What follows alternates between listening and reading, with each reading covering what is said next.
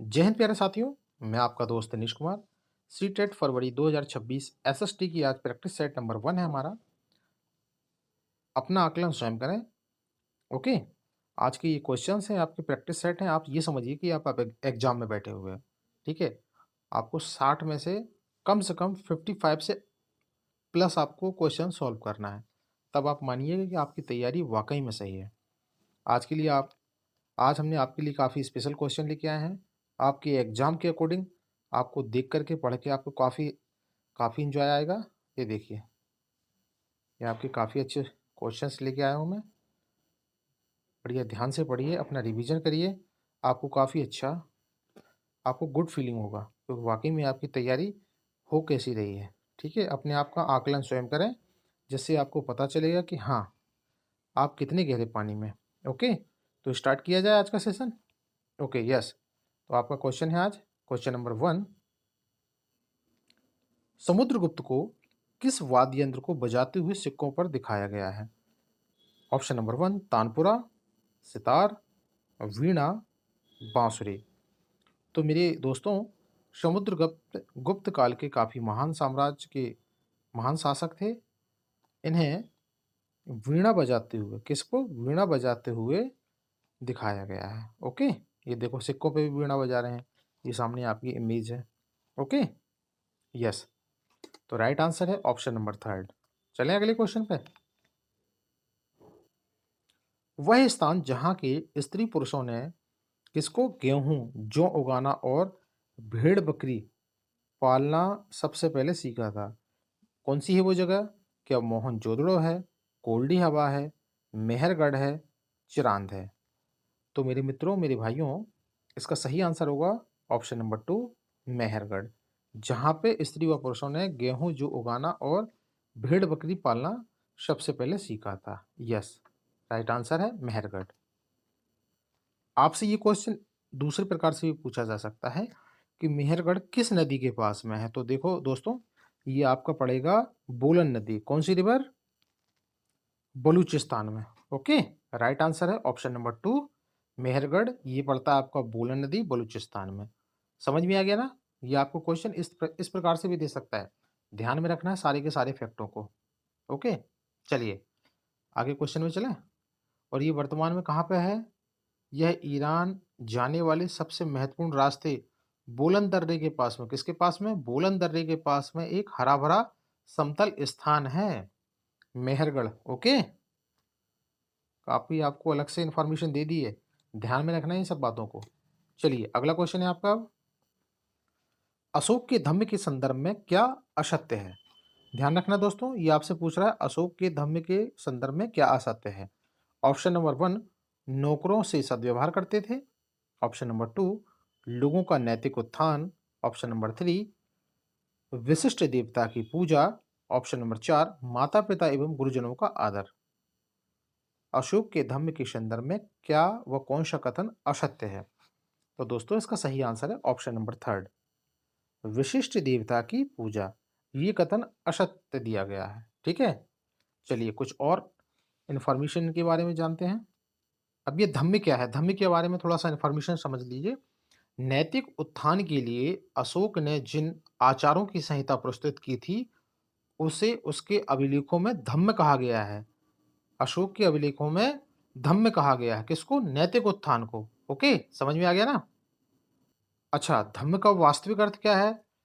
धम्म का वास्तविक अर्थ है संस्कृत के धर्म के अनुरूप ही। यही धम्म का एक प्रचार अशोक ने विश्व में ख्याति प्राप्त करने का प्रमुख अभिकरण बनाया। ओके, समझ में आ गया ना? धम्म का अर्थ है संस्कृत में धर्म के अनुरूप ही। किसके अनुरूप? धर्म के अनुरूप। धम्म का अर्थ है धर्म के अनुरूप। धम्म का अर्थ है धर्म के अनुरूप। ये किस में है? संस्कृत में है। Okay, yes. चलें अगले क्वेश्चन पे। आकस्मिक रोजगार से क्या अभिप्राय है? ओके, ऑप्शन नंबर 1 मजदूरों को वर्दी ना देकर के औपचारिक वस्त्रों में काम पर बुलाना। क्या ये बात सही है? मजदूरों को अपनी इच्छा अनुरूप काम पर आना, ये बात ठीक है। नियुक्तिकर्ताओं द्वारा जरूरत के अनुरूप मजदूरों को काम पर बुलाना, क्या ये बात सही है? मजदूरों को तयपूर्ण खास अवधियों के लिए रोजगार दिया जाना। क्या ये बात सही होगी? तो दोस्तों इसका सही आंसर होगा ऑप्शन नंबर थर्ड। नियुक्तिकर्ता द्वारा जरूरत के अनुरूप मजदूरों को काम पर बुलाना। Yes, third is right answer. Okay, अगला क्वेश्चन है आपका। निम्न में से सत्य कथन का चयन करो। किसका भैया? सत्य कथन का। अब भैया वो सत्य कथन कौन सा है? हरिशेन ने गोमती पुत्र श्री सातकर्णी की प्रशंसा में प्रशस्ति लिखी। क्या ये बात सही कह रहे हैं? आर्यव्रत के शासक समुद्रगुप्त के लिए भेंट लाया करते थे। क्या ये बात ठीक है? दक्षिणापथ में 9 शासक थे। क्या ये बात सही है? ऐहोल पल्लवों की राजधानी थी। क्या ये बात सही है? तो मेरे दोस्तों इसका सही आंसर होगा ऑप्शन नंबर 2। आर्यव्रत के शासक समुद्रगुप्त के लिए भेंट लाते थे। ये सत्य कथन है, बाकी के कथन सही नहीं है। ठीक है, समझ में आ गया दोस्तों? अब ये बात भी समझ लीजिए कि आर्यव्रत के शासक समुद्रगुप्त के लिए भेंट क्यों लाते थे।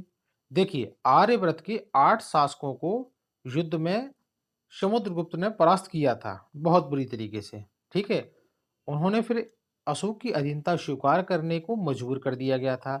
इसीलिए आर्यव्रत के जो शासक थे अपनी सत्ता बचाने के लिए, अपने शासन को बचाने के लिए समुद्रगुप्त के लिए भेंट लेके आते थे। ओके, ये कारण है इसका। ओके, समझ में आ गया ना? चलें आगे। मजा आ रहा है ना आज के क्वेश्चनों में? प्लीज यदि अच्छा लग रहा है तो लाइक सब्सक्राइब जरूर करिएगा। ये देखिए महान समुद्रगुप्त। चलिए आगे बढ़ते हैं अब। Question number 6। ओके, चोल काल में सालभोग नामक भूमि किस प्रयोजन हेतु दी जाती थी? ब्राह्मणों को उपहार में दी गई भूमि थी, मंदिरों को उपहार में दी गई भूमि थी, या किसी विद्यालय के रखरखाव के लिए भूमि थी, जैन संस्थानों को दान में दी गई भूमि थी? तो मेरे मित्रों, मेरे बंधुओं, शिक्षक शिक्षिकाओं, इसका सही आंसर होगा ऑप्शन नंबर थर्ड। किसी विद्यालय के रखरखाव के लिए भूमि। ओके, अब इसके इसके बारे में थोड़ा सा जानकारी समझते हैं क्या है। चोल वंश दक्षिण भारत का एक प्रमुख राजवंश था। अच्छा, जिसकी राजधानी क्या थी? इसकी राजधानी भाई साहब तंजौर थी। ओके, दोबारा रिपीट कर रहा हूं, चोल काल में इसकी राजधानी तंजौर थी। ठीक है ना? इस काल में सालभोग नामक भूमि किसी विद्यालय के रखरखाव के प्रयोजन के लिए थी। ठीक है ना? राइट आंसर है ऑप्शन नंबर थर्ड। समझ में आ गया? यस, आगे चलें। बुद्ध और महावीर के अनुसार वही सच्चे ज्ञान को हासिल या प्राप्त कर सकता है जिन्होंने अपना घर छोड़ दिया हो, गृह त्याग कर दिया हो, जो अपना घर पर रुक गए हों। ये वो दो उपरोक्त में से कोई नहीं। तो दोस्तों ये बेसिक सा क्वेश्चन है। दोनों की एक ही कहानी है। दोनों ने अपना गृह त्याग किया था। यस, दोनों अपने अपने घरों को छोड़ करके चले गए थे। तो option number 1 is right answer. आगे चलते हैं अब। अलाउद्दीन खिलजी ने बाजार नियंत्रण हेतु कौन सा कदम नहीं उठाया था? देखना, बाजार के नियंत्रण हेतु कौन सा कदम नहीं उठाया था। ध्यान से सुनना, ध्यान से देखना है इसको। दीवान ए रियासत की नियुक्ति के लिए, शहना की नियुक्ति के लिए, कीमत नियंत्रण के लिए, दीवान ए मुस्त खराज की नियुक्ति के लिए। तो दोस्तों इसका सही आंसर होगा, बताइए क्या है राइट आंसर? ये आपका टेस्ट चल रहा है, आपका आकलन चल रहा है। मैं आपको आंसर नहीं बताऊंगा इतनी जल्दी, आपको खुद बताना है। ओके, तो राइट आंसर है ऑप्शन नंबर 4, दीवान ए मुस्त खराज की नियुक्ति। यस, समझ में आ गया ना? ओके, चलें आगे। वस्त्र व्यापार में निम्नलिखित में से कौन सा सबसे अधिक लाभ कमाएगा? ध्यान रखना दोस्तों, ये क्या कह रहा है? वस्त्र व्यापार में सबसे अधिक कौन लाभ कमाएगा? ऑप्शन नंबर 1, वो व्यापारी जो बुनकरों को सूत उपलब्ध कराते हैं, क्या वो ज्यादा मुनाफा कमाएंगे? बहुराष्ट्रीय कंपनियां, क्या वो ज्यादा मुनाफा कमाएंगी? क्या बेचारे बुनकर मजदूर वो कमाएंगे? या फिर बुनकर सहकारी संस्थाएं कराएंगी? जो छोटी छोटी संस्थाएं हैं बुनकरों से काम कराती थी, क्या वो ज्यादा लाभ कमाएंगे? नहीं। तो बताओ इसका राइट आंसर क्या होगा? राइट आंसर होगा इसका ऑप्शन नंबर 2, बहुराष्ट्रीय कंपनी, मल्टीनेशनल कंपनी उस टाइम में भी थी, ये भी बहुत लाभ कमाती थी। ठीक है ना? आगे बढ़ते हैं अब। शेर खान या शेर शाह ने हुमायूं को 2 बार युद्धों में हराया। चलिए साहब, बहुत बढ़िया, अच्छा काम कर दिया जी इन्होंने। चौसा एवं कन्नौज का युद्ध था वो, सरहिंद एवं गोंड का युद्ध था, कन्नौज एवं शरीपुल का युद्ध था, चौसा एवं सरहिंद का युद्ध था। तो बताइए बताइए, ये काफी कॉमन सा क्वेश्चन है, आप लोगों ने पढ़ रखा होगा। क्या होगा इसका राइट आंसर? शेर खान या शेर शाह ने हुमायूं को 2 बार युद्ध में हराया। कौन सा युद्ध था वो? एक था भाई साहब चौसा का युद्ध था पहला तो, और दूसरा था कन्नौज का युद्ध था। अब बताओ मेरे भाइयों, चौसा का युद्ध कब हुआ था? चौसा का युद्ध आपका हुआ था सबसे पहले 26 जून। कब हुआ था? 26 जून कौन से सन की बात है? 1539। यस, ये तो हो गया आपका चौसा का युद्ध। अब कन्नौज का युद्ध कब हुआ था? कन्नौज का हुआ था जी, जिसे हम कहते हैं कन्नौज का युद्ध या विलग्राम का युद्ध। ये था आपका 1540 ईस्वी में। कब की बात है ये? 1540 ईस्वी में। ओके, समझ में आ गया ना? शेर खान या शेर शाह ने हुमायूं को 2 युद्धों में हराया। पहले हराया था 26 जून 1539 को चौसा के अंदर, और दूसरा हराया था विलग्राम या कन्नौज में 1540 ईस्वी में। तो option number 1 is right answer. आगे बढ़ते हैं अब। प्रजातंत्र की बुनियादी विशेषता क्या है? चलिए भाई, किसके बारे में पूछ रहा है? प्रजातंत्र की बुनियादी विशेषता क्या है? क्या असमानता होता है, खुली व्यापार प्रणाली होती है, समानता होती है, या उचित प्रतिबंध होता है? बताइए बताइए, क्या होगा इसका राइट आंसर? मेरे भाइयों, मेरे बंधुओं, इसका राइट आंसर होगा ऑप्शन नंबर 3। प्रजातंत्र की बुनियादी विशेषता है समानता। Option number 3 is right answer. Okay, मजा आया ना क्वेश्चन में? चलें आगे।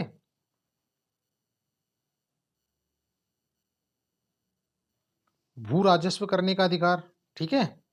उसके बाद शेर ए मैसूर, शेर और मैसूर का क्या बनेगा? इसे बोला जाता था टीपू सुल्तान। शेर ए मैसूर को टीपू सुल्तान कहा जाता था। ओके, रानी चिन्नम्मा को क्या कहा जाता था? रानी चिन्नम्मा बाई ने अंग्रेज विरोधी आंदोलन का नेतृत्व किया था। और उसके बाद आपका सिपाही हो गया। सिपाही का क्या आ जाएगा? सिपाही है। यस, तो ये आपके राइट आंसर बनेंगे। ओके, आगे चलते हैं अब। 1857 के विद्रोह के पश्चात क्या नहीं हुआ? ध्यान रखना है दोस्तों, आपसे नहीं पूछा है। कंपनी के सभी अधिकार ब्रिटिश साम्राज्य के हाथ में चले गए थे। क्या ये बात सही है? ये बात ठीक है। एक सलाहकारी संस्था इंडिया काउंसिलिंग की नियुक्ति की गई थी। क्या ये बात ठीक है? सेना में अवध के लोगों को वरीयता दी गई थी। क्या ये बात ठीक है? मुसलमानों को जमीन और संपत्ति बड़े पैमाने पर जब्त की गई थी। क्या मुसलमानों की जमीन जायदाद प्रॉपर्टी जब्त की गई थी? नहीं। तो इसका राइट आंसर होगा मेरे मित्रों, 1857 की विद्रोह के पश्चात क्या नहीं हुआ था? ये हुआ था कि भाई सेना में अवध के लोगों को वरीयता दी गई थी। नहीं, वरीयता नहीं दी गई थी इसकी, ठीक है ना? यस, तो राइट आंसर है ऑप्शन नंबर 3। आगे बढ़ते हैं। 19वीं सदी में ज्योतिबा फुले ने सत्य शोधक समाज, किसके बारे में भाई साहब ये पूछ रहा है? सत्य शोधक समाज के में क्या प्रयास किया था? ऑप्शन नंबर 1, दम्भी ब्राह्मणों तथा उसके अवसरवादी धर्म ग्रंथों से नीचे जातियों की रक्षा की थी। क्या ये बात ठीक है? जाति प्रथा पर आक्रमण किया था, जमींदार एवं महाजन विरोधी विप्लव का नेतृत्व किया था, अछूतों के लिए पृथक प्रतिनिधित्व किया था? तो बताइए क्या किया था? ऑप्शन नंबर 1 इसका राइट आंसर होगा। ये क्या क्यों होगा? दम्भी ब्राह्मणों तथा उसके अवसरवादी धर्मग्रंथों से नीचे जातियों की रक्षा की थी। Yes, option number 1 is right answer. Okay, चलते हैं अब आगे। गांधी जी ने जिस विदेशी पत्रकार को दांडी मार्च के समय अपनी साबरमती आश्रम में ठहराया, वह भाई साहब कौन थे? रिचर्ड गेग थे, वे मिलर थे, किरवाई पेस थे, लुई फिशर थे। तो बताइए बताइए, कैसी है आपकी तैयारी? अवलोकन करिए अपना। तो मेरे मित्रों, इसका सही आंसर है option number 2, wave Miller. Option number 2 is right answer. Okay, आगे चलें अब। कविता सुबह 5 बजे बस अड्डे पर चाय बेचती है। लो भाई साहब, कविता ने अभी ये काम भी शुरू कर दिया, सुबह सुबह बस अड्डे पे चाय बेच रही है। वह 7 बजे दूर कुएं से पानी लेने जाती है। घर वापस आकर वह खाना बनाती है, कपड़े धोती है, घर की साफ सफाई करती है और फिर बाजार अपनी चाय की दुकान के लिए सामान लेने जाती है। कविता सामान कविता सामना कर रही है। कविता मैडम किस चीज का सामना कर रही है, बताइए भाई साहब। क्या वह देखभाल कार्य का कर रही है, गृह कार्य का कर रही है, दोहरा बोझ ढो रही है, भुगतान के बदले कार्य कर रही है? अरे भाई, नौकरी थोड़ी कर रही है जो भुगतान मिल रहा है उसको किसी काम का। तो मेरे मित्रों, मेरे भाइयों, मास्टर और मास्टरनियों, इसका राइट आंसर होगा उस बेचारी के ऊपर में क्या है, दोहरा बोझ है। बताओ, सुबह सुबह चाय बेच रही है बस अड्डे पे, फिर 7 बजे पानी लेने के लिए जा रही है, अपना घर का काम भी कर रही है। तो ये क्या है, अंडरस्टैंडिंग बेस है ना आपका क्वेश्चन, उसके ऊपर दोहरा बोझ है।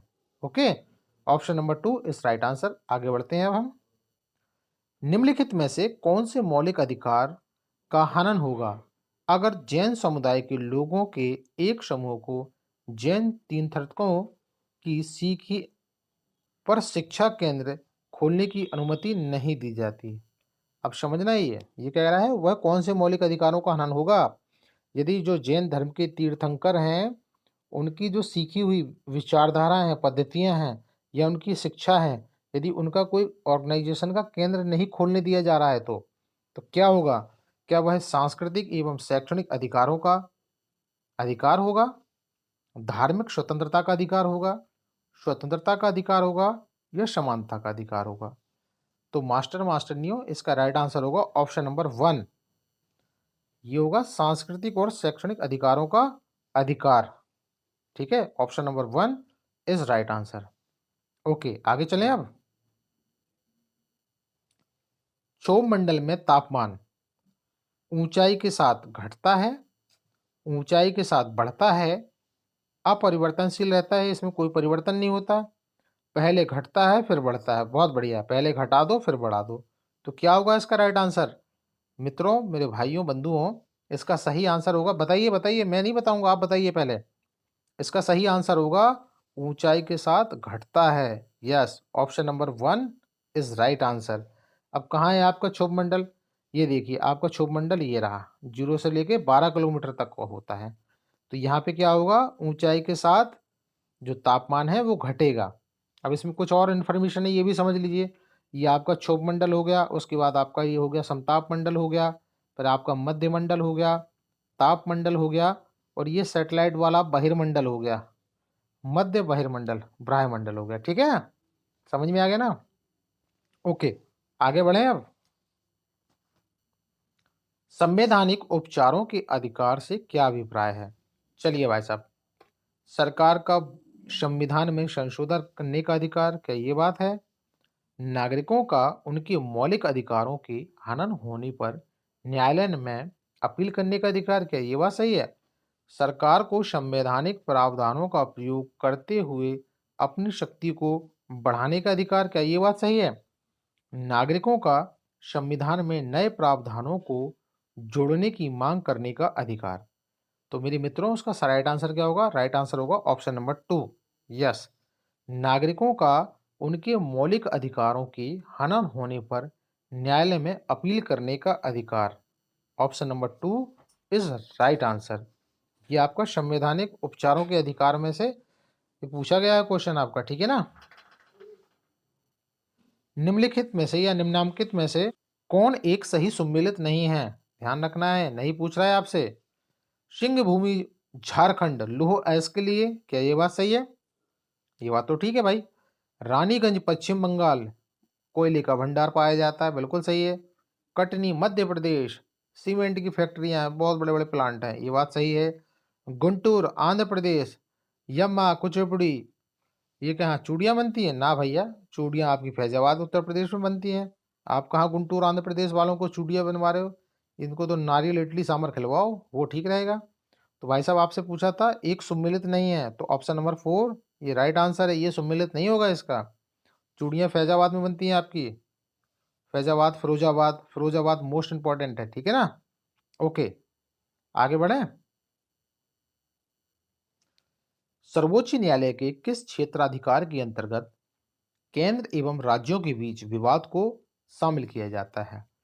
अब ध्यान देना दोस्तों, ये क्या पूछ रहा है? सर्वोच्च न्यायालय के किस क्षेत्राधिकार के अंतर्गत, किसके बारे में? सेंट्रल के बारे में, स्टेट के बारे में, के बीच विवादों को शामिल किया जाता है। कौन से विवाद होते हैं वो? प्रारंभिक क्षेत्र का अधिकार, अपीलीय क्षेत्राधिकार, सलाहकारी क्षेत्राधिकार या अवशिष्ट क्षेत्राधिकार। तो बताइए मित्रों, क्या राइट आंसर होगा इसका? राइट आंसर होगा ऑप्शन नंबर 1, प्रारंभिक क्षेत्राधिकार। यस, सर्वोच्च न्यायालय के लिए क्षेत्राधिकार के अंतर्गत केंद्र एवं राज्यों के बीच विवाद को शामिल किया जाता है, जिसे कहते हैं प्रारंभिक क्षेत्राधिकार। Option number 1 is right answer. आगे बढ़ते हैं। सबसे उचित विकल्प को लेते हुए वाक्य को पूरा करें। सामाजिक विज्ञान के शिक्षण में हम अंतर विषयक उपागम को या उपागम का प्रयोग करते हैं, क्या यह है? यह एक सुनिश्चित करने के लिए कि पाठ्यक्रम पूरा हो जाएगा, ये बात ठीक है। विषयगत सीमाओं के अंतर्गत अधिगम दशाएं निश्चित करने के लिए, कि ये बात सही है। विषयों के बीच अंतः संबंध तथा अंतः निर्भरता का निर्देशन करने के लिए, क्या ये बात ठीक है। कक्षा को अधिक सजग एवं क्रियाशील बनाने के लिए, क्या ये बात सही रहेगी? तो बताइए मित्रों, इसका सही आंसर क्या होगा? एक बार क्वेश्चन को दोबारा समझ लीजिए। ये पूछ रहा है सामाजिक विज्ञान के शिक्षण में हम अंतरतर विषयक उपागम का प्रयोग करते हैं, तो इसका राइट आंसर आपका होगा जी, राइट आंसर होगा ऑप्शन नंबर 3, विषयों के बीच अंतः संबंध तथा अंतः निर्भरता का निर्देशन करने के लिए। Yes, option number 3 is right answer. Okay, आगे बढ़ें। एक लोकतांत्रिक कक्षा में शिक्षकों की क्या जिम्मेदारी बनती है? बहुत बढ़िया, अच्छा क्वेश्चन है ये। कक्षा संबंधी निर्णय सरकार के लिए छोड़ देना, बस सरकारी निर्णय लेगी, आप मत लेना, क्या ये काम करना है? कक्षा में अनुशासन संबंधी मुद्दों को नजरअंदाज करते हुए पाठ्यक्रम पर ध्यान देते रहना, वाह। का क्लास का डिसिप्लिन खराब कर दीजिए, बस पाठ्यक्रम पूरा करा दीजिए, कि ये बात सही है? नहीं, गलत है ये बात, ये भी गलत है। स्कूल प्रबंधन और छात्रों के बिना स्वतंत्र रूप से नियम और कायदे स्थापित करना, बहुत बढ़िया। स्कूल प्रबंधन और छात्रों के बिना, भाई प्रबंधन को भी नहीं लेना, छात्रों को भी नहीं लेना, स्वतंत्र रूप से एक एक छत्र राज चलाते हुए नियम और कायदों को स्थापित कर देना, बहुत बढ़िया। ये भी गलत है भाई साहब, ये ठीक नहीं है, ये नहीं चलेगा। छात्रों को अपनी बात स्वतंत्र रूप से, किससे? स्वतंत्र रूप से, छात्रों को अपनी बात स्वतंत्र रूप से कहने के लिए युक्तिपरक अवसर प्रदान करना, बहुत पॉजिटिव वर्ड है ये, यही सीटेट में बेड़ा पार कराता है, अवसर। तो दोस्तों इसका सही आंसर होगा ऑप्शन नंबर 4। यस, छात्रों को अपनी बात स्वतंत्र रूप से कहने के लिए युक्तिपरक अवसर प्रदान करना, option number 4 is right answer. आगे बढ़े अब। किलपैट्रिक के अनुसार निम्नलिखित में से कौन सी शैक्षिक विधि लोकतंत्र की संकल्पनाओं के शिक्षण के लिए सर्वोत्तम विधि है? ये कैलपेट्रिक चाहता है आपके, ये क्या कह रहे हैं? क्या ऑप्शन नंबर 1 परियोजना या प्रोजेक्ट विधि, खेल विधि, समस्या समाधान विधि, खोजबीन विधि? तो मेरे मित्रों, मेरे बंधुओं, इसका सही आंसर होगा ऑप्शन नंबर 1। क्या होगा? परियोजना प्रोजेक्ट विधि किलपैट्रिक महोदय के द्वारा दी गई थी। Okay, option number 1 is right answer. आगे बढ़ें। विभाजन विषय पर चर्चा के लिए आप कक्षा में कौन सा प्राथमिक स्रोत ला सकते हैं? ऑप्शन नंबर 1 दिल्ली के पुराने किले में सन 1948 के शरणार्थी कैंप की तस्वीरें या चित्र, ये ठीक है।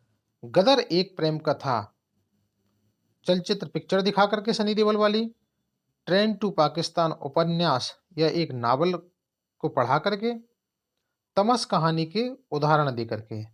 तो मेरे भाइयों, शिक्षक शिक्षिकाओं, इसका सही आंसर होगा ऑप्शन नंबर 1। अब देखिए, विभाजन विषय पार्टीशन सब्जेक्ट के ऊपर में चर्चा चल रही है कक्षा में, और बच्चे हैं प्राथमिक, तो उनके लिए सबसे पहले कौन सा प्राथमिक स्रोत अच्छा रहेगा? दिल्ली के पुराने किले में सन 1948 में शरणार्थियों की एक पुरानी पिक्चर दिखा करके ये आंसर आपका बिल्कुल राइट होगा, ठीक है ना। ओके, आगे चलें। भारत के भौगोलिक लक्षणों को पढ़ाती हुए अध्यापिका ने छात्रों को विंध्य एवं सतपुड़ा श्रृंखलाओं में बहने वाली नदियों को मानचित्र पर चिन्हित करते हुए या चिन्हित करने को कहा। निम्नलिखित में से कौन सी नदियों को वह चाहती है कि छात्र चिन्हित करें? क्या वो गंगा, नर्मदा होंगी? नहीं, सॉरी, नर्मदा और ताप्ती होंगी, नर्मदा एवं महानदी होंगी, ताप्ती एवं गोदावरी होगी, कृष्णा एवं गोदावरी होगी। तो मेरे मित्रों, विंध्य पर्वत से आपकी दो नदियां निकलती हैं जो अरेबियन सागर में जाके गिर जाती हैं। ये आपकी हैं नर्मदा नदी एवं ताप्ती नदी। ये आपका एनसीईआरटी का क्लास 6 और 7 का क्वेश्चन है। ठीक है, आगे बढ़े अब। संसद की मंजूरी से राष्ट्रीय आपातकाल प्रभावी रह सकता है। ध्यान से सुनिए क्वेश्चन को। संसद की मंजूरी से राष्ट्रीय आपातकाल प्रभावित रह सकता है। 1 से अधिक वर्ष तक के लिए, 1 से अधिक 3 वर्ष के लिए, 1 से अधिक 6 माह के लिए या अनिश्चित काल के लिए। तो मेरे मित्रों, उसका सही आंसर होगा संसद की मंजूरी से राष्ट्रीय आपातकाल प्रभावी रह सकता है अनिश्चित काल तक। Yes, option number 4 is right answer. Okay, enjoy लीजिए। लाइक सब्सक्राइब जरूर करना, भूल जाते हो आप लोग। क्वेश्चनों के आंसरों के फ्लो में इतना बह जाते हो कि गुरुदेव की गुरुदक्षिणा देना भूल जाते हो। तो लाइक सब्सक्राइब जरूर करें। ओके, चलिए आगे बढ़ते हैं अब। सामाजिक विज्ञान की कक्षा के संदर्भ में कथन दे रखे हैं 1 व 2, दोनों को पढ़िए तथा सही विकल्प का चयन कीजिए। कथन नंबर 1, बच्चों को द्वंद्व संघर्ष के बारे में जानने और पूछताछ से दूर रहना चाहिए। कि ये बात सही है? कथन नंबर 2, शिक्षा शास्त्रीय दृष्टिकोण से जो द्वंद्व संघर्ष मीडिया में निपटा दिया गया है, जिस पर बहस एवं चर्चा हो सकती है, वह कक्षा में शिक्षण के लिए अधिक उपयुक्त होना चाहिए। अभी नीचे कूट दे रखे हैं, तो इन कूटों को आप पढ़ लीजिए। पहला सही है, दूसरा सही है, तीसरा सही है, चौथा सही है। इस तरीके के कूट हैं, आप समझ लीजिए फॉर एग्जाम्पल। तो दोस्तों, इसका सही आंसर होगा ऑप्शन नंबर 2। पहला गलत है और दूसरा सही है। Yes, option number 2 is right answer. ये आपका गलत हो जाएगा, ये आपका सही हो जाएगा। पहला गलत, दूसरा सही। तो option number 2 is right answer. Okay, आगे चलें अब। मान लें कि आप छात्रों को वेतन दरें तय करना सिखाना चाहती हैं। चलो भाई, ठीक है, अकाउंटेंट बना दो बच्चों को। निम्नलिखित में से कौन सा अति प्रासंगिक होगा? ऑप्शन नंबर 1, श्रमिकों के आंकड़े एकत्रित करना। ये बात सही है? हाँ, ठीक है भाई, ये पता चलेगा ना कितनी हाजिरी है, उन्होंने कितना काम किया, कितने श्रमिक हैं, आंकड़े एकत्रित करना। वेतन पर सरकारी विवरण देना। क्या ये बात सही है? श्रम एवं कानून की संहिता बनाना। क्या ये बात सही है? उपभोक्ता व्यय का सर्वेक्षण करना कि कितने उपभोक्ता हैं, इनका सर्वेक्षण करें। अब नीचे आपके कूट दे रखे हैं ABCD, आप ध्यान दीजिए। तो बताइए इसका सही आंसर क्या होगा? बताइए बताइए बताइए। मान लें कि आप छात्रों को वेतन दरें तय करना सिखाना चाह रही हैं। ठीक है भाई, भाई मजदूर हैं, काम चल रहा है, उनका वेतन दर तय कराना है।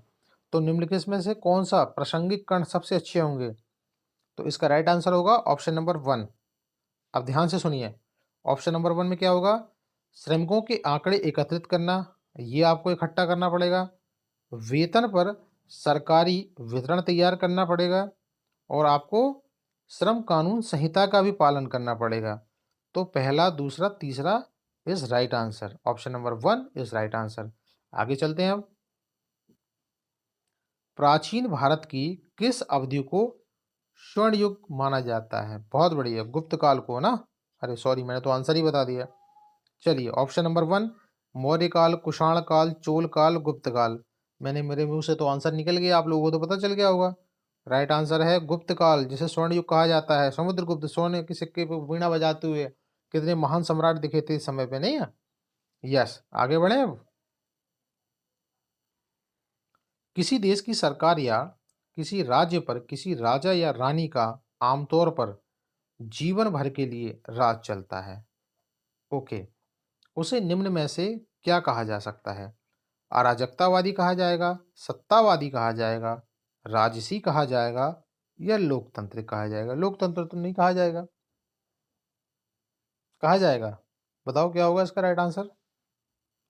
तो दोस्तों इसका राइट आंसर क्या होगा? बताइए बताइए। राइट आंसर होगा ऑप्शन नंबर थर्ड, राजशाही। राजा रानी अपना आधिपत्य चला रहे हैं राज्य पे, तो वो क्या कर रहे हैं? राजशाही तो कर रहे हैं ना। Okay, option number third is right answer. आगे बढ़ते हैं हम।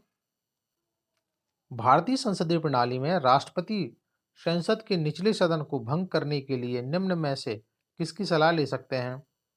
चलिए जी, राष्ट्रपति संसद को भंग कर रहे हैं और वो कौन सी निचले सदन है उससे सलाह लेंगे? निचले सदन के अध्यक्ष की, मुख्य न्यायाधीश की, प्रधानमंत्री की, सभी राज्यों के मुख्यमंत्री की। भाई इससे तो कोई लेने देना नहीं है, राष्ट्रपति महोदय कर रहे हैं, मुख्यमंत्रियों से थोड़ी पूछेंगे। या तो वो प्रधानमंत्री से पूछेंगे या न्यायाधीश से पूछेंगे या निचले सदन के अध्यक्ष से पूछेंगे। तो बताओ इसका राइट आंसर क्या होगा? बताइए। Option number third is right answer. वो लेंगे प्रधानमंत्री जी से सलाह। ओके, यस, आगे चलें अब। निम्नलिखित में से कौन सा असमानता घटाने का उपाय नहीं है? किसका भाई साहब असमानता घटाने का उपाय पूछ रहा है, जो तो मुश्किल है। न्यूनतम आवश्यकता कार्यक्रम, अर्थव्यवस्था का उदारीकरण, करारोपण या भूमि सुधार? अब भूमि सुधार का तो कोई लेना देना नहीं है भाई इससे, तो इसका राइट आंसर होगा ऑप्शन नंबर टू, अर्थव्यवस्था का उदारीकरण। Yes, option number two is right answer. आगे बढ़े। निम्नलिखित ग्रहों में से कौन सा ग्रह सौरमंडल के अन्य ग्रहों से विशिष्ट है? क्या वह शनि है, बृहस्पति है, यूरेनस है, नेपच्यून है? बताइए कौन सा विशिष्ट ग्रह है ग्रहों में? विशिष्ट ग्रह बताइए बताइए, सब पता है आपको। कौन सा ग्रह है वो? वह है आपका बृहस्पति महोदय। बृहस्पति ग्रह जो सभी ग्रहों में सौर मंडल के अन्य ग्रहों में विशिष्ट है, वह है आपका बृहस्पति। यस, ये हैं आपके बृहस्पति महोदय। ये विशिष्ट ग्रहों में से विशिष्ट ग्रह हैं बृहस्पति ग्रह। ठीक है, ओके, राइट आंसर है बृहस्पति। आगे बढ़ते हैं अब। निम्नलिखित में से कौन सा विकल्प आलोचनात्मक चिंतन के बेहतर अवसर प्रदान करने वाली सामाजिक विज्ञान की कक्षा को बेहतर तरीके से समझाएगा? अब ये क्या पूछ रहा है? चिंतन के बेहतर अवसर प्रदान करने वाली सामाजिक विज्ञान की कक्षा में बेहतर तरीके से दर्शाएगा। ऑप्शन नंबर वन, छात्र केवल शैक्षणिक शिक्षण गतिविधियों के अंत में सवाल या प्रश्न पूछ सकते हैं। क्या ये बात ठीक है? बीच में नहीं पूछ सकते? पूछ सकते हैं भाई।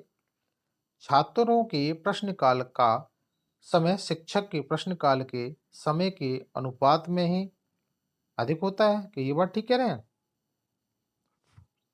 कक्षा में चर्चा के लिए या चर्चा के लिए विषय पर प्रमाण उपलब्ध कराना चाहिए। कि ये बात ठीक है? शिक्षक को विषय पर एक से अधिक विचार दृष्टिकोण चाहिए। सही विकल्प का चयन कीजिए। क्या ये बात ठीक है? बताइए सही आंसर क्या होगा? टेस्ट चल रहा है, अपना आकलन करिए स्वयं। तो मित्रों इसका सही आंसर होगा आपका ऑप्शन नंबर टू, छात्रों के प्रश्नकाल का समय शिक्षक के प्रश्नकाल के समय के अनुपात में अधिक होगा। बिल्कुल सही बात है भाई, बच्चे ज़्यादा प्रश्न पूछ सकते हैं। ऑप्शन नंबर थर्ड, कक्षा में चर्चा किए विषय पर प्रमाण उपलब्ध कराना, ये बात भी बिल्कुल ठीक है। शिक्षक को विषय पर एक से अधिक विचार दृष्टिकोण चाहिए। सही विकल्प का चयन, ये बिल्कुल बिल्कुल ठीक है आपका। तो option number second, third and fourth is right answer. Okay, आगे चलें अब। निम्नलिखित पुरातत्वविदों में से किसने खुदाई के दौरान लोथल की खोज की? अब देखिए आपसे पूछ रहा है लोथल किसने खोजा, मतलब कि लोथल पहले गुम हो गया था, लोथल को खोजा जरूर है अब उसने। अब किसने खोजा है? एस एम राव महोदय ने, मकाय ने, विष्ट महोदय ने या जोशी महोदय ने? बताइए बताइए क्या है इसका राइट आंसर? राइट आंसर है option number one, S R Rao महोदय ने। अच्छा, इसको कब खोजा था भाई साहब? इसको खोजा था 1954 में। ओके, आर्कोलॉजिस्ट डिपार्टमेंट के सदस्यों के साथ में SR राव ने 1954 ईस्वी में लूथल की खोज की थी। अब लूथल से और कौन सा क्वेश्चन आपका बनता है? गुदीवाड़ा कहाँ पे है? लूथल में है। सबसे बड़ा बंदरगाह कहाँ पे है? लूथल में है। तो बस ये 2-3 बेसिक से क्वेश्चन है, इसको ध्यान रखिए, आपके एग्जाम में पूछ सकते हैं। राइट उत्तर लगाइए और सीटेट क्लियर कर जाइए। ओके, एंजॉय लो आज के क्वेश्चनों का। अच्छा, लाइक सब्सक्राइब भूल रहे हो बीच बीच में? ठीक है, मत करो भाई, कोई बात नहीं। आप अपना कर्म करो, मैं अपना कर्म करूंगा। चलिए आगे क्वेश्चन पे चलते हैं। अब वायुमंडल की निम्न गैसों में से कौन सी गैस नाइट्रोजन के बाद सर्वोच्च सघनता वाली है? बहुत बढ़िया, नाइट्रोजन के बाद सर्वोच्च सघनता वाली है। क्या वह प्राणवायु ऑक्सीजन है, आर्गन है, हाइड्रोजन है, कार्बन डाइऑक्साइड है? भाई इनका तो नाम ही मतलब, ये तो बड़ी खतरनाक है। अब बताओ इन दोनों में से कौन सा सही आंसर होगा?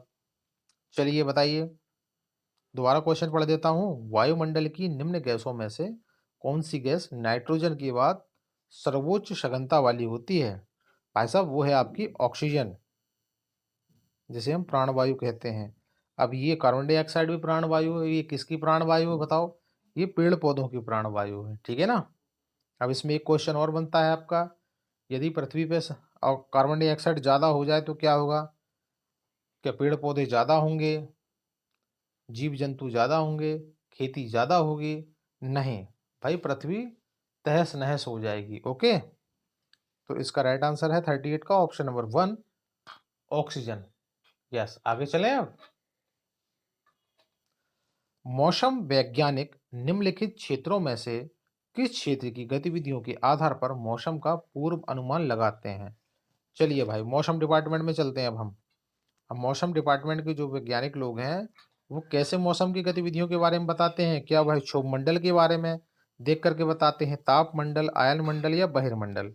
तो क्या होगा इसका राइट आंसर? राइट आंसर होगा दोस्तों इसका ऑप्शन नंबर 1, क्षोभ मंडल।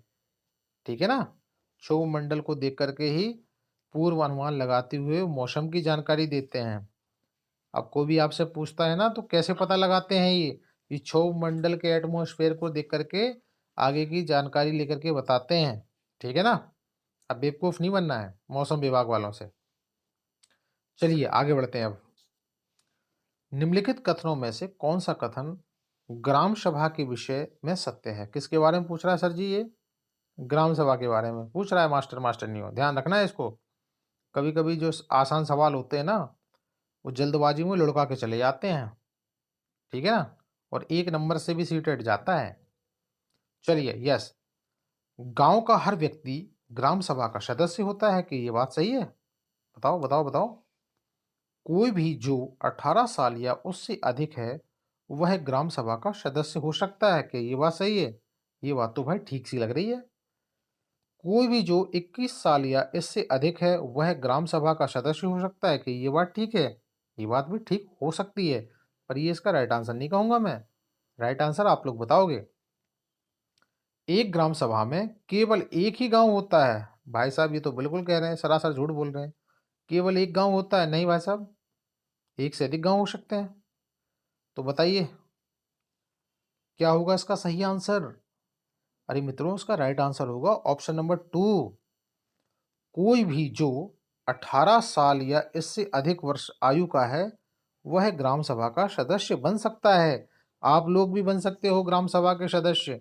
ठीक है ना, आगे जब मास्टरनी बन जाओगे, तो अपने स्कूलों में आगे जाओगे, यूपी में जिसकी जॉब लगेगी, उत्तराखंड में या कहीं पे भी, तो वो भी ग्राम सभा में जाकर के आप लोगों को भी बुलाया जाता है। ग्राम सभा, गांव की भलाई के लिए जब कोई भी मीटिंग होती है ना, तो फलानी मास्टर जी को, मास्टराइन को बुला लाओ। आप लोग भी अपना तर्क दोगे उसमें। ठीक है, यस, तो राइट आंसर है ऑप्शन नंबर 2। आगे बढ़े अब। सामाजिक विज्ञान का प्रभावी शिक्षण महत्वपूर्ण रूप से जुड़ा हुआ है। किससे जुड़ा हुआ है भाई साहब? परियोजनाओं और असाइनमेंट के कार्यान्वयन के माध्यम से रटने को समझने के लिए, स्मृति स्तर पर शिक्षण और व्यक्तिपरक मूल्यांकन तकनीकों से, अत्यधिक जटिल और महंगी शिक्षण सहायता का बार बार उपयोग करने से, स्कूली पुस्तकालय का सुधार संचालन एवं संसाधनों को उपायों लाने की शिक्षक की क्षमता और सृजनात्मकता से। बताइए क्या होगा इसका सही आंसर? मेरे मित्रों, इसका सही आंसर होगा ऑप्शन नंबर 4, पहला एवं चौथा। Yes, first and fourth is right answer. Okay, दोबारा पढ़ के बताता हूं, नहीं समझ में आया होगा। सामाजिक विज्ञान का प्रभावी शिक्षण महत्वपूर्ण रूप से जुड़ा हुआ है। किस किस से जुड़ा है? अब सुनिए आंसर। परियोजना और असाइनमेंट के कार्यान्वयन के माध्यम से रटने की समझ के लिए। क्या ये बात सही है? यस, चौथा इसका है स्कूली पुस्तकालय का सुचारू संचालन एवं संसाधनों को उपायों लाने की शिक्षक की क्षमता और सृजनात्मकता से। यस, ओके, पहला और चौथा इज राइट आंसर। ओके, दोबारा रिपीट कर लीजिएगा इसको, काफी इंपॉर्टेंट क्वेश्चन है। बीच में कुछ मिसप्रिंट था, मैंने ठीक कर दिया है। ध्यान से इसको समझ लीजिएगा। ओके, इस तरीके के क्वेश्चन नहीं बनेंगे, ये नहीं बनेगा, बट दूसरा टाइप का आ जाएगा सेम ऐसा ही, फिर झटपट आ जाओगे। चलिए आगे बढ़ते हैं अब। सामाजिक विज्ञान की कक्षा में अध्यापक एक विशेष संस्कृति के शिल्प तथ्य और लोक कक्षाओं का प्रयोग करता है ताकि उस संस्कृति के संदर्भ में छात्रों की जिज्ञासा बनी रखी जा सके, बनाई जा सके। चलिए, तो वो कौन कौन से हैं? तो पहला है इसका ऑप्शन है कहानी कथन का, रोल प्ले का, स्रोत पद्धति का, मुक्त परिप्रश्नों का। अब ये आपके विकल्प दे रखे हैं, इन विकल्पों को चुनिए और सही आंसर बताइए कौन कौन से होंगे। बताइए बताइए क्या होगा इसका राइट आंसर? राइट आंसर होगा इसका ऑप्शन नंबर 4। अब देखिए, जो उसके स्रोत पद्धति है उसके द्वारा होगा, और उसके बाद मुक्त परिप्रश्नों का द्वारा होगा। ठीक है ना? ओके, यस, आगे चलें अब। कक्षा में महिलाओं की समस्याओं की ओर संवेदनशीलता को प्रोत्साहित किया जा सकता है। चलिए भाई साहब, अब महिलाओं के ऊपर में चलते हैं। क्या समस्या है इनकी? छात्रों को इतिहास में महिला के ऊपर पाठ्य पुस्तकों को पढ़ने के लिए कहने के द्वारा। क्या ये बात ठीक कह रहा है? महिलाओं के लिए संवैधानिक प्रावधानों को सूचीबद्ध करने से इससे क्या हो जाएगा? भेदभाव के साक्ष्यों पर सामूहिक आत्म विश्लेषण के द्वारा। क्या ये बात ठीक कह रहा है? समाज में पुरुषों और महिलाओं के बीच शक्ति बल संबंधों पर चर्चा करने के द्वारा। अब नीचे इसके विकल्प दिए गए हैं, अब इन विकल्पों को आप पढ़ लीजिए। क्या होगा इसका सही आंसर? सोचिए सोचिए सोचिए, बताइए क्या होगा। तो मेरे भाइयों, मेरे मित्रों, इसका राइट आंसर होगा option number 4, third and fourth. Yes, भेदभाव के साक्ष्यों पर सामूहिक आत्म विश्लेषण के द्वारा, और समाज में पुरुषों और महिलाओं के बीच शक्ति बल संबंधों पर चर्चा करने के द्वारा। Yes, option number 4 is right answer.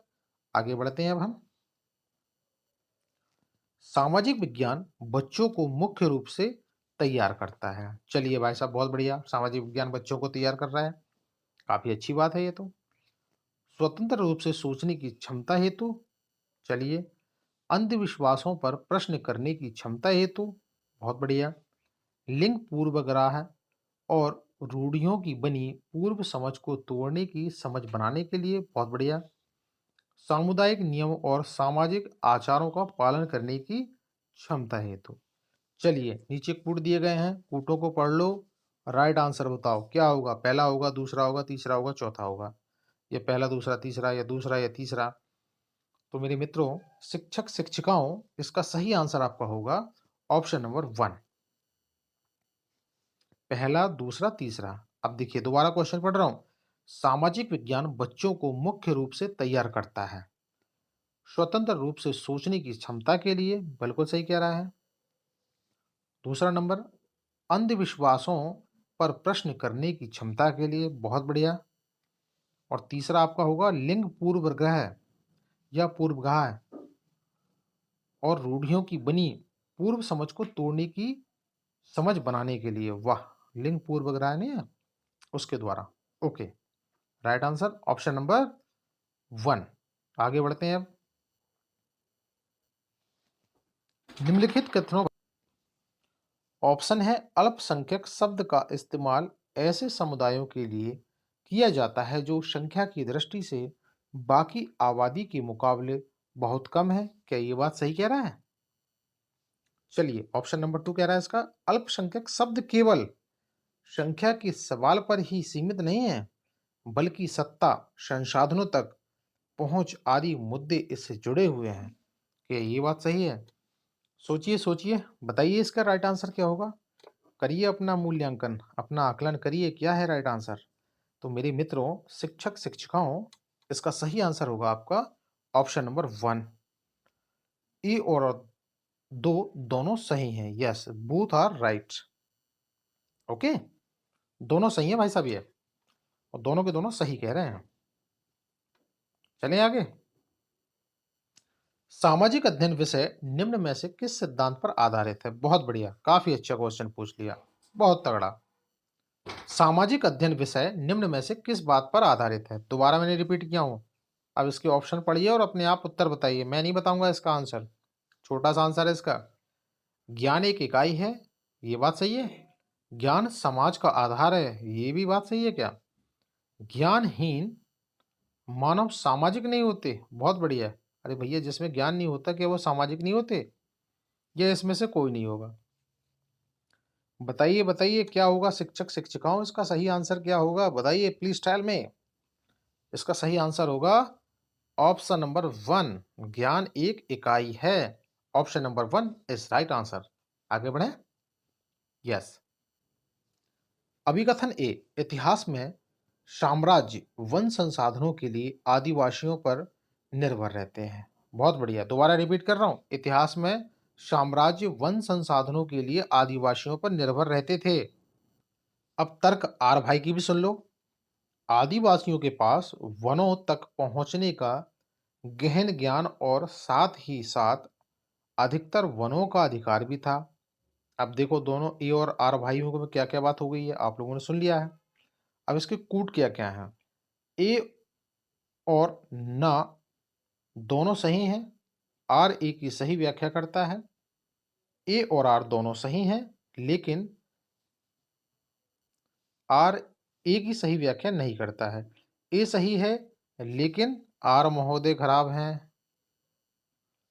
ए और आर दोनों गलत हैं।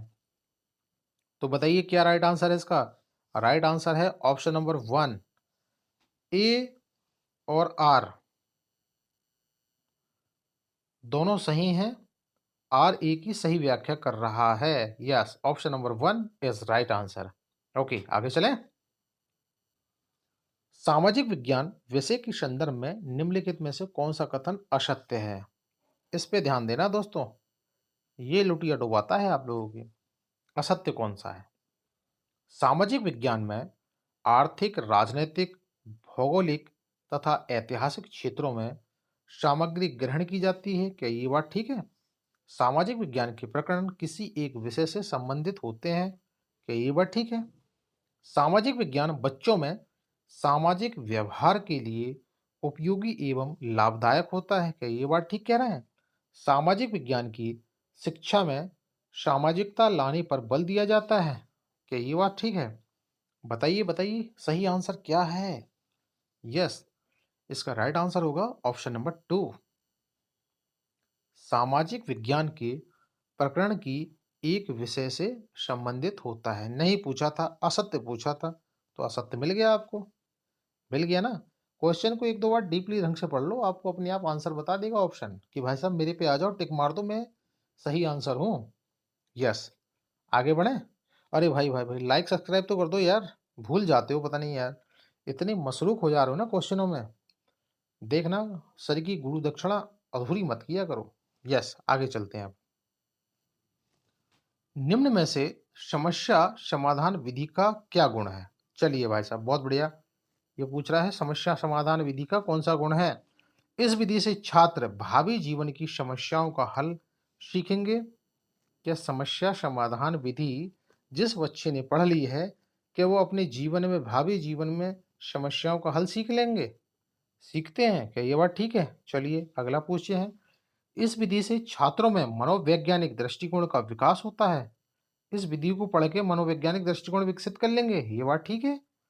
यह विधि छात्रों को सुसाध्य के लिए प्रेरित करती है। क्या ये बात ठीक कह रहे हैं ये? कि ऑप्शन नंबर 4 ये सारी की सारी चीजें सही हैं। अब दोबारा क्वेश्चन को पढ़ लो। कभी कभी ये सोचना कि उपयुक्त सभी भी गड़बड़ कर देता है। क्या है राइट आंसर? कंफ्यूज नहीं होना, बताइए। निम्न में से समस्या समाधान विधि का क्या गुण है? अरे भाई साहब, ये सारे के सारे गुण तो होने चाहिए। इस समस्या समाधान विधि में ये सारी की सारी चीजें बताई जाती हैं। यदि आप लोगों ने पढ़ी होंगी, आप उस चीज को अंडरस्टैंडिंग करके चलोगे, तो आप भी जीवन में सफल हो जाओगे। तो ये भैया option number 4 is right answer. हो गए ना कंफ्यूज? मुझे पता है आप लगाने वाले थे ऑप्शन नंबर 3, शादी के लिए प्रेरित करना, लेकिन इसका राइट आंसर है ऑप्शन नंबर 4। पकड़ लिया ना बैठा बैठा? चलिए आगे चलते हैं। अब अभिकथन ए भाई साहब हैं और आर हैं, ठीक है। चलिए आप इनको ना ऐसे पढ़ा करो, ए भाई साहब हो गए और आर भाई साहब हो गए। अब ए भाई साहब आर भाई साहब से क्या कह रहे हैं तब समझोगे आप। ए और आर में कंफ्यूजन हो जाता है बहुतों को। चलिए, ए भैया ने कहा है रोमन साम्राज्य ने दक्षिण भारत में व्यापार किया। चलो भाई साहब, ए भैया ने ठीक कह दिया। अब तर्क क्या बता रहे हैं यार भाई साहब आपके? दक्षिण भारत में रोमन सोने के सिक्के मिले हैं। अब ये तो भाई साहब कह रहे हैं कि रोमन साम्राज्य ने दक्षिण भारत में व्यापार किया, और आर भैया जी कह रहे हैं कि दक्षिण भारत में रोमन सोने के सिक्के मिले हैं। अब चलो, हम इन दोनों की तर्कों पे आपस में विचार करते हैं, क्या क्या बात सही है। ए और आर दोनों सही हैं, तथा आर ए की सही व्याख्या कर रहा है। क्या ये बात ठीक है? ए और आर दोनों सही हैं, परंतु आर भैया ए की सही व्याख्या नहीं करता। क्या ये बात ठीक है? आर सही है, परंतु आर भैया गलत हैं। क्या ये बात ठीक है? ए भैया गलत हैं, लेकिन आर भैया तुम सच्चे हो। नहीं। बताओ बताओ, सोचो सोचो, क्या होगा इसका राइट आंसर? रोमन साम्राज्य ने दक्षिण भारत में व्यापार किया था।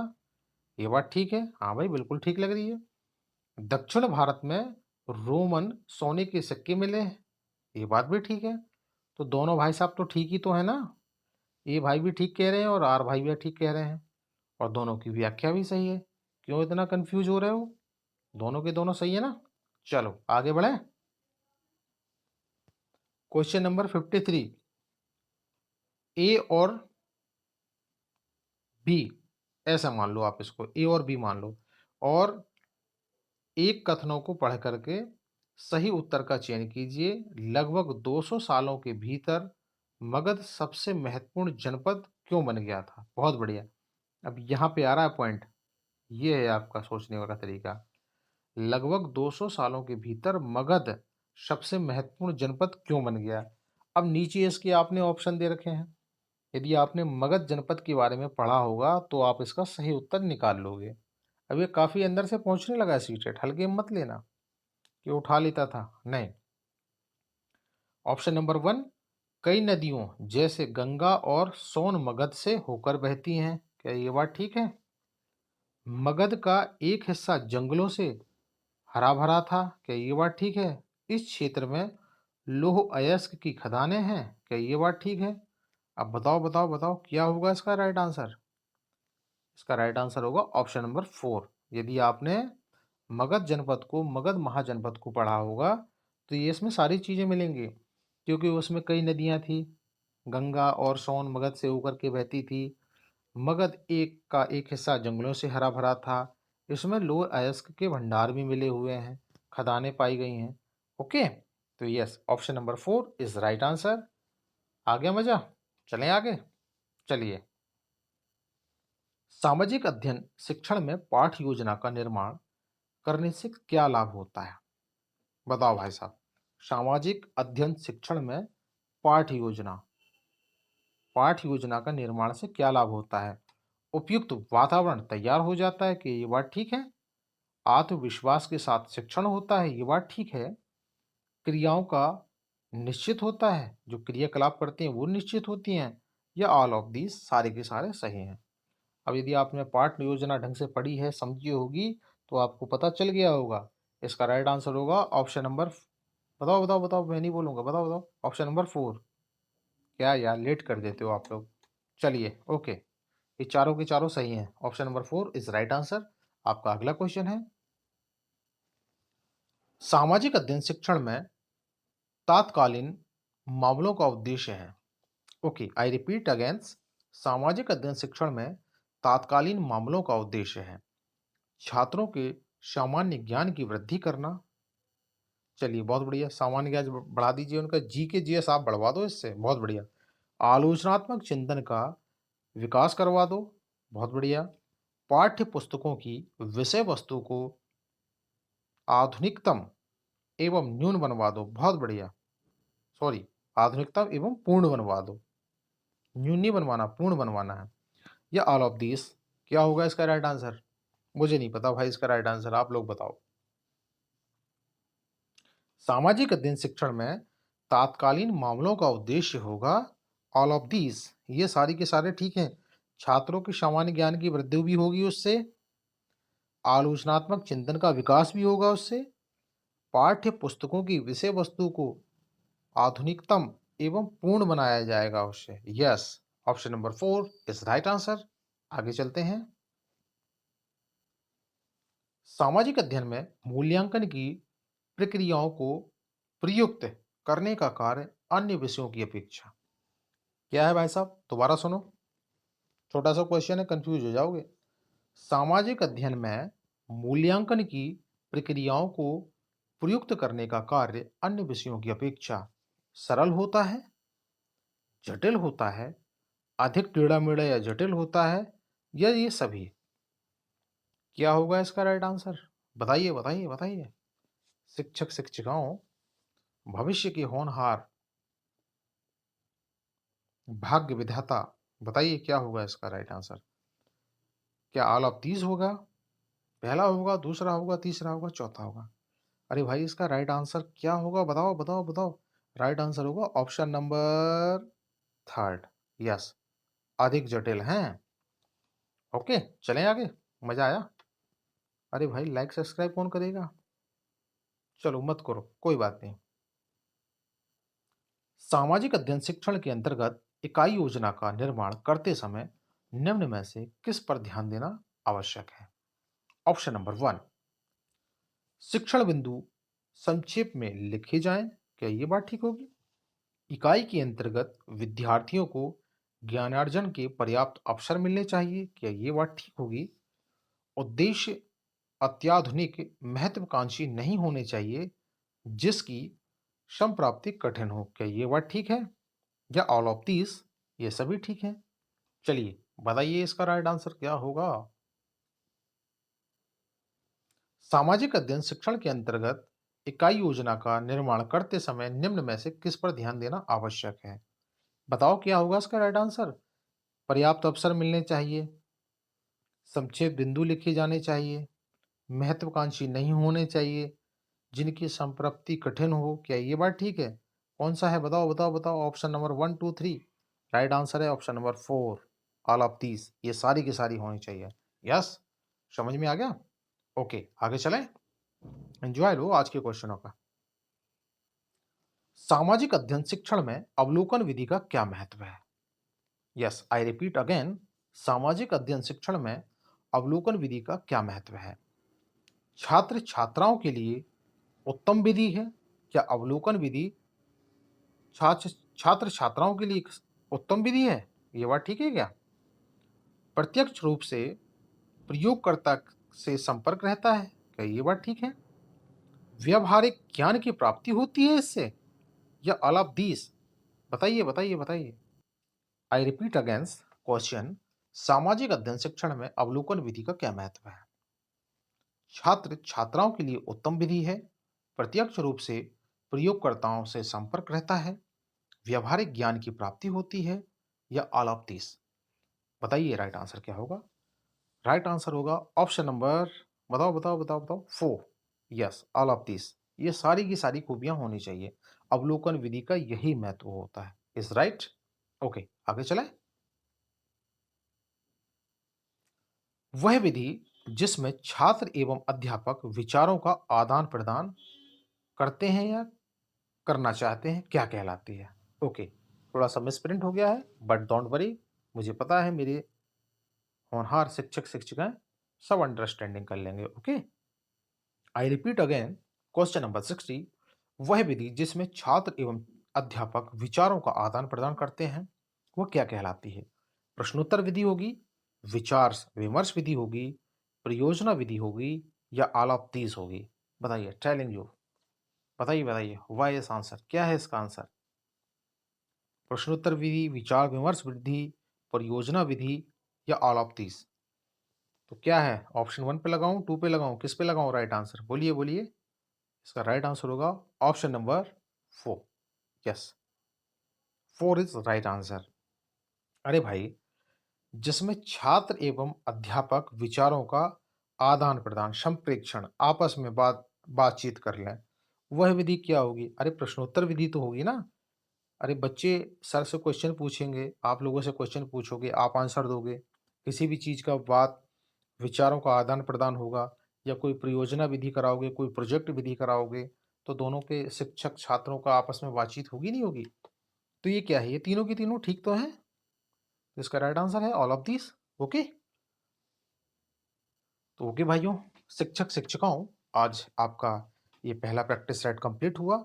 आई होप यू, मुझे लगता है कि आप लोगों को ये काफ़ी पसंद आया होगा, या आएगा जो बाद में देखेंगे इस वीडियो को। तो एक गुरुदक्षिणा समझ के सर के लिए प्लीज़ एक यार लाइक ज़रूर कर देना यार, बड़ी मेहनत लगती है। रात रात भर बैठ के क्वेश्चन बनाए जाते हैं, फिर पढ़ाया जाता है। मेरे पास कुछ साधनों की कमी है, बट मैं फिर भी प्रयास कर रहा हूँ आप लोगों को, आपके एग्ज़ाम तक आप लोगों का काफ़ी इनफ हो जाएगा। ठीक है, बहुत हेल्पफुल रहेगा ये, और बढ़िया आप लोग सब अच्छे तरीके से सीटेट को पास कर जाओगे। ठीक है, तो प्लीज़ लाइक सब्सक्राइब ज़रूर करना, अपना ध्यान रखना। मिलते हैं अगली क्लास में, अगली वीडियो में। ठीक है, ओके बाय, टेक केयर, जय हिंद, bye bye, all of you.